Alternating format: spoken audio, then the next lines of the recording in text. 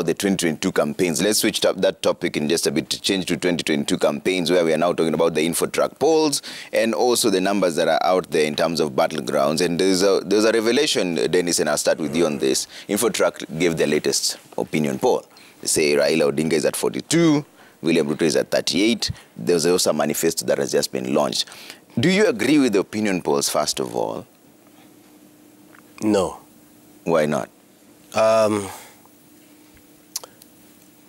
You know, first of all, there's a chronology and a trajectory that opinion polls have taken over time in the country.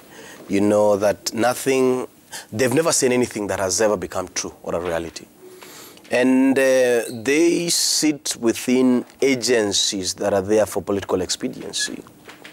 But the truth of the fact is that if I was the Inspector General of Police, I would actually ban opinion polls because they bring in a dangerous trajectory in terms of, you know, when you give an opinion that certain quarters are winning, and that then is not reflected through the ballot, then what happens is that you pin your opinion against the truth that democracy has delivered. And so you have hardened a certain segment of voters that their candidates would win, yet over time that candidate has never won. But there's an opinion poll here that seemed like it's an authority that said that the candidate is leading by a certain measure. And then there's a different reflection, different outcome within the ballot. So what will bring their unbelief? How do we go and convince them again that it was untrue? These are just political gimmicks, you know, thereabout. So opinion polls in this country, they sit as dangerous political gimmicks for self-expediency and aggrandizement. And I know these opinion pollers, they have to make some money, but surely go and make some money elsewhere. This is a nation that we're trying to hold strong, you know. And the truth of the matter is that both candidates are campaigning anyway in the areas. But the true reflection of what they represent, and I keep on saying, we must never make elections a contest.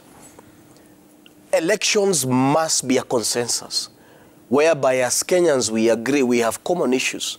Hunger is common across all tribes. Poverty is common across all tribes.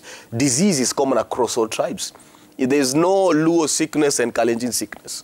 There is no Kikuyu hunger and Pokot hunger. You understand? These are universal issues that hold us either as a country that is under the servitude of certain aspects, and we have to see elections as a consensus. And we have to say that this is the ideology that we've picked around this time, and this is the one that will have to wait a bit. It needs some type of development. But these pollers, or posters rather, are, for me, as a security expert, and frankly speaking, and this is not political, they are terrorizing the democratic space in the country. To me, they sit as terrorists, and they must be dealt with every other force that is necessary to shut down these mainstreamed lies that they brought into the mainstream space. All right, Duncan, as we close on this, should we believe opinion polls? Yes, Trevor, when I sit here and I want to believe that Thumbi is not a visitor in Jerusalem, because the reality, and everyone knows, the opinion polls have always been accurate, and I have no doubt about that. They've always, I think I have a right. They've always been accurate. And the reason why we had the Nusumukate government in 2007 is very clear. Because there was, even the Kivuitu then could not tell you who won, who didn't win, because there was interference. Indeed, the same replicated in 2017. The Supreme Court was very clear, and IEBC was told, open up, so that we believe what you are telling us. They could not open those servers. And the reason is because there was infiltration. Thumbi today is already telling you there's a problem because there are voters, 1 million or so, who are not there. So he will actually now talk like this, but at the point where their results come in, these are the same issues that they will actually use to say, ideally, maybe my candidate will have won, but because of these particular issues, my candidate didn't win. So the opinion polls at that point should not be faulted, because they remained true. The issue is, If those results would have met the threshold, if these results would have been upheld, then you'd actually cast aspersions on the opinion polls.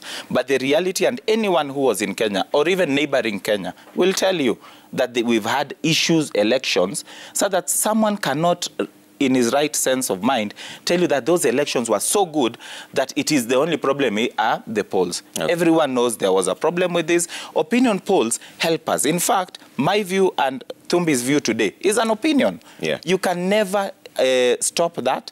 If he becomes the head of police today, and he does that, I can assure you by within 2 hours, a court of law will actually issue an order against that particular order that you'd have issued. Okay. So, rightly saying, it is good to have these opinions, it's good to know, and it only helps candidates to pull up their socks. Okay. Not that if you are trailing, it is bad for you. It may even help you. The underdogs always come to win because at the end. Also the opinion polls change. But we have to leave it there, Dennis, because we're running out of time. But, just 1 minute. My concept is simple. Yeah. That we are not privy to any scientific standard in terms of the accuracy of this polling, of these, polls or whatever it is that there is. Yeah. And therefore, because their accuracy is unsure, there is no measure that can be seen as true. Yeah. And they violate various sides of the political divide. But however, because of the issues on their accuracy and their impact on public opinion thereabout, we have to regulate the publishing and the advertising of these many polls. Okay. Especially... There is a law on that already. Yeah, and that law, I don't think it's exercised. When these pollsters, they just release arbitrarily, there's no public participation, especially on an election. I don't mind if they are giving opinions on condom uses. But we're talking about an election here. Okay. We're talking about something critical that can throw the country into, a bloody spillover. So I believe that we need to regulate and enforce the coverage of a lot of this. All right, we have to leave it there, gentlemen. Dennis Ndubi, governance and policy expert and security expert as well, and Duncan Okacha, advocate of the High Court. Thank you so much for making time. Let's see some of your feedback really quick before we wind up this conversation. Coming up next is the Kalash International Film and TV Market Conversation. There's a 3-day trade fair showcasing companies from East African region and beyond. That will be handled by Sharaboy in just a bit. But Omwando Vickery says the 12th Parliament did fairly well, especially in striking a delicate balance during the pandemic. Going forward, Kenyans needed to borrow from the decency in the Senate by voting decent men and women to the National Assembly. Okay? Let's see what else is going on here as we wind up. Frank Orinde says in Kenya, we need to deter citizenry from corrupt practices. As far as Chapter 6 is concerned, the law should bar characters with integrity issues from appointive or elective positions until they are cleared for elective positions. They shouldn't be allowed to vie. Okay? And let's see what squeeze in one last one here. Tanas Mavuti says opinion polls are just like football predictions. In most cases, they get it wrong. I don't believe them. Okay. This is the last one here. Angela Lazaro says opinion poll is normal. Even developed nations like America and the UK, it's some kind of a wake-up call. All right? All right, thank you so much for staying with Citizen TV and on Daybreak as well. Let's have that conversation on a 3-day trade fair